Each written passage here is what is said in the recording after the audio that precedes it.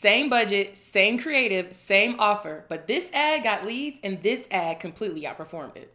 If you're still stacking 15 interests like it's 2021, this video might actually save your Meta Ads account. Hello everyone, and welcome to my office. You guys have never been in here yet. This is my new office space.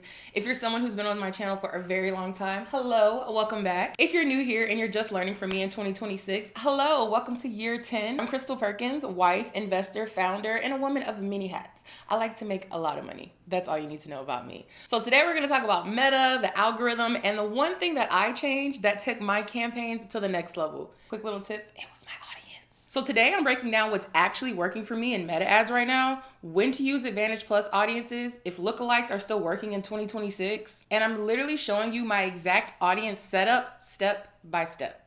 So let's talk about the biggest mistakes I see people making. They're trying to micromanage Meta. They're sitting here like, my audience likes Shopify and podcasts and entrepreneurship and Alex Hermazi and business coaching. And Meta's like, girl, I already know who buys. I don't need you to tell me. Meta has way more information than it had years ago. It knows who clicks, who watches, who buys, who comments, who buys low ticket, who buys high ticket, who's never spent a dime online, who fills out forms, who shops at 2 a.m., and the people who buy everything on their feed. So when you try to over-restrict yourself with adding so many interests in that box, you're kind of hurting your performance. I actually noticed it when I started running a campaign and my broad interests were outperforming my targeted interests. I was like, okay, I think Meta's getting a little smarter. I think we don't have to do as much work. All we need is a really catchy creative, and they'll do the work for us. Meta's basically no longer asking us who they should be targeting. They're reading our creative and finding out who they should be targeting and doing the work for us. How it should have been in the beginning. So Meta's algorithm is no longer asking you who to target. It's asking you for good creative so it can look at it and figure out who's most likely to convert. So now let's talk about Advantage Plus, because I think a lot of people misunderstand exactly what it does.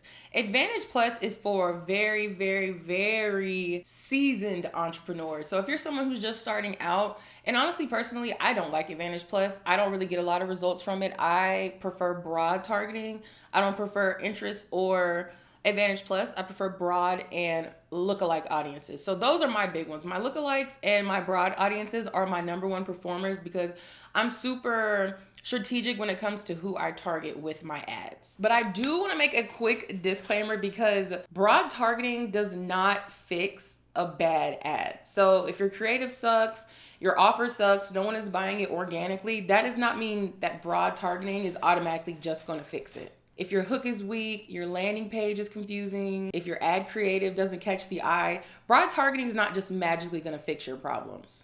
So you got to kind of think of Meta Ads like Uber Eats. It can deliver the food to your door, but if the quality is not good, they're not going to keep buying the food. So they can get your offer, your free offer, but 9 times out of 10, if it's not good and what you have doesn't actually deliver any results, they're probably going to unsubscribe from your email list, unsubscribe from your text list, and not watch any of your content or follow your brand page or anything like that. They're just simply going to forget that you exist. So the biggest shift that's really happening right now is your creative is becoming your targeting. The hook, the visuals, the messaging, that's what tells Meta who to target and who's more likely to convert. Okay, so I did briefly mention lookalikes, but that's one of the things that people always ask me is, do lookalikes still convert and are they still working? And the answer is absolutely. They're not carrying the campaign the way they used to, but if done right, your lookalikes will still perform. Back in 2016, lookalikes were everything. People would scale entire businesses off of 1% lookalikes. But now Meta's AI has gotten so smart that now broad targeting can almost compete with and sometimes even outdo lookalike audiences. So I still use lookalikes for warm data, to send people to my high ticket offers, to build my customer list with people who are more likely to actually buy the things that I offer, to build my customer list, or just to get really strong purchase data. But if you're just now starting and you have inconsistent sales, you don't have many purchases, you don't have a lot of data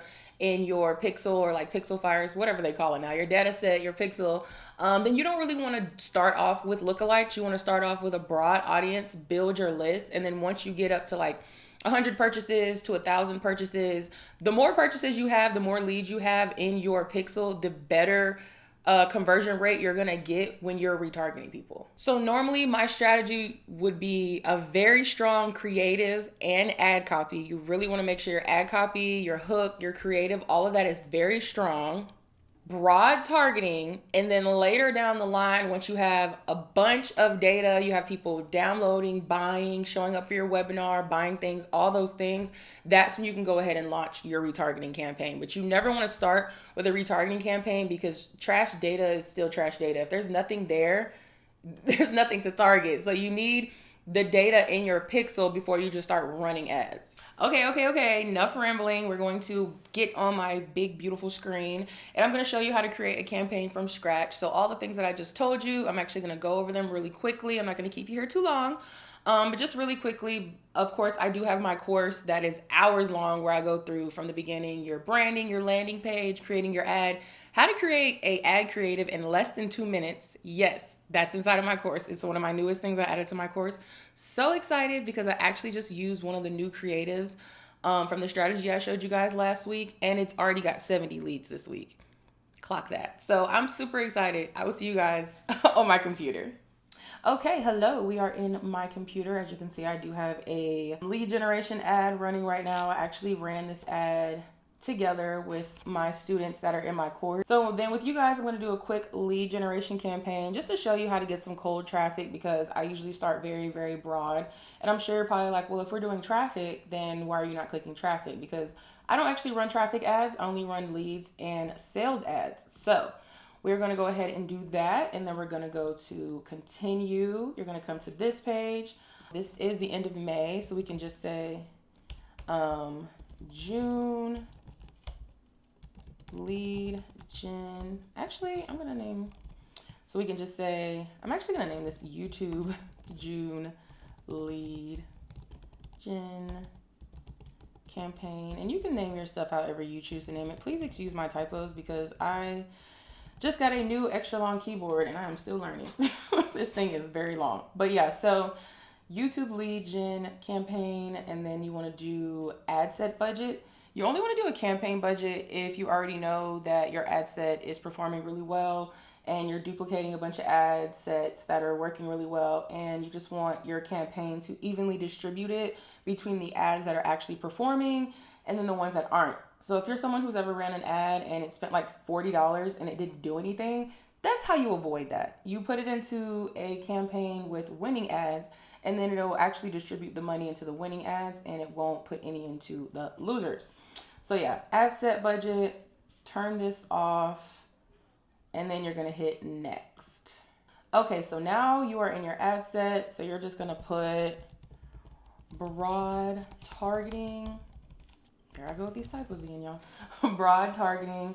You're gonna go down, you're gonna put website, and then click your data set. Then here you're gonna click lead. Scroll down. Based on your budget, you can start from 10 to 30. What I usually say is let it run for a week, spend about 210, which is about 30 a day, and see how it performs. But don't go in without a strategy. Do not just turn this ad on. You need to make sure your funnel is set up, your emails are set up, make sure you have a really good ad creative, a good ad copy, and you have someone to look over it to tell you if this was done right or wrong. I do offer 2-hour intensives, so I can help you with that. Or if you want to go ahead and enroll in my course, I can help you with that. Or if you want to enroll in my membership, which is $50 a month, you can enroll in that. Drop your ads. You can do a video or a photo in the community, and then I will look at it and tell you what to change. Start at 30 a day. And like I just said, you want it to start tomorrow because you want to get a full 24 hours. So you want to do 12 a.m. tomorrow, and then exactly 7 days. So May 28th, that's a Thursday. So June 4th, 12 a.m. So that's 7 days. So keep your location at just United States. You don't want to go outside of the United States right now because you're still, learning. Okay, so let's get into your audience. So make sure you keep it United States, of course, because you're still learning. You might later down the line learn that you have customers in Jamaica or Canada or the UK, but you don't know right now. So let's just stay in the US because you're still learning. You also want your Advantage Plus to be off. If you see that this is on, figure out how to turn it off because you don't want that on.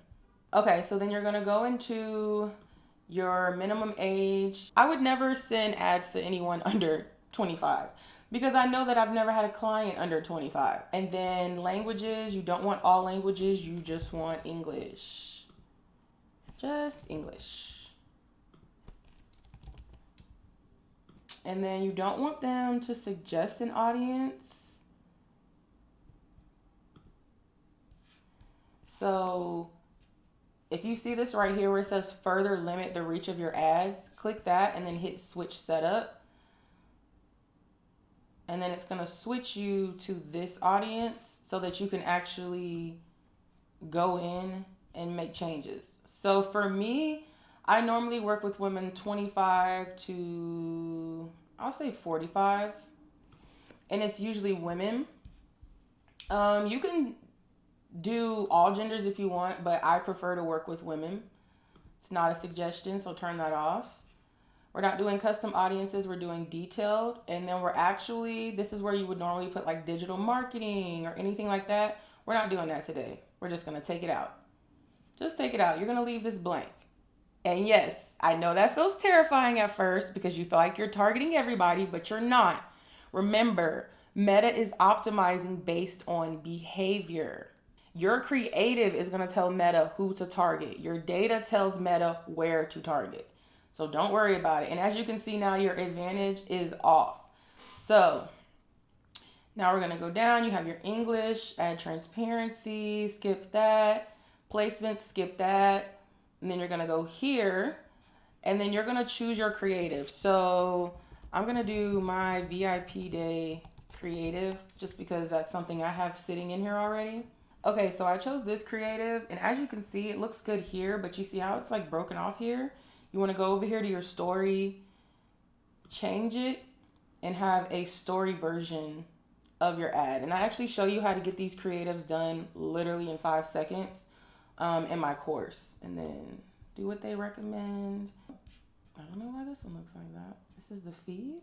This is Instagram's feed? Hold on. You can actually edit each placement. Crop, square, save. Okay. Instagram stories, change, crop, pull this down. Okay, I don't know why that does not like me. I'm gonna keep trying. And then click advanced preview so you can see all of your ads across and make sure that they look good. So this one's a little cut off, but it does say marketing that works, strategy, execution, results. So it's okay. And as you can see in the square version, we have a little bit more text, but on this one, we just need this key point right here to grab their attention. Then once they click on my website, they go through the whole process. So yeah, it's really that simple, y'all. And then just make sure you go through and turn off anything that's not supposed to be on, like music. You don't want no music on there. They try to add these little AI. Don't let them do that. Don't let them do that because it's so weird. But yeah, that was literally it. You put your URL and then you go ahead and put your primary text in there and you're good. And then I also show you how to write your ad copy in my course, and I show you how to write it in literally 30 seconds and how to make it not sound like ChatGPT, because people can tell the difference between you writing your ad copy and you just copying it from ChatGPT. And make sure that you have really good creative so that you're capturing everyone's attention. Alrighty guys, that is the end of this video. Thank you so much if you made it this far, and thank you again if you use my strategies. Please, please, please comment below if you use my strategies and you start making sales, or if you end up joining my course or my weekly meetings where I can look at your ads for you. I'm so excited to be back on YouTube and making long form content in my new office. Super excited, but thank you so much for watching. Don't forget to like, comment, and subscribe, and I will see you in the next one. Bye.